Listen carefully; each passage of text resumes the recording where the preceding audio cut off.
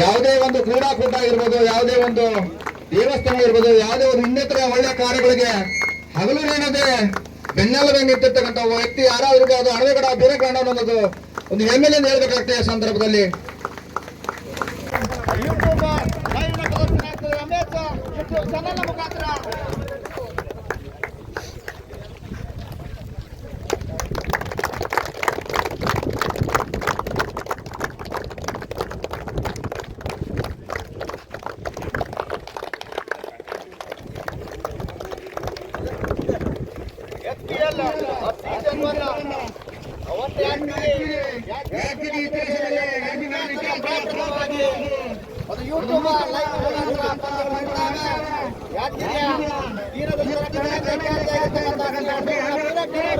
ಒಂದು ಕಾರ್ಯಕ್ರಮದ ಉದ್ಘಾಟಕರಾಗಿ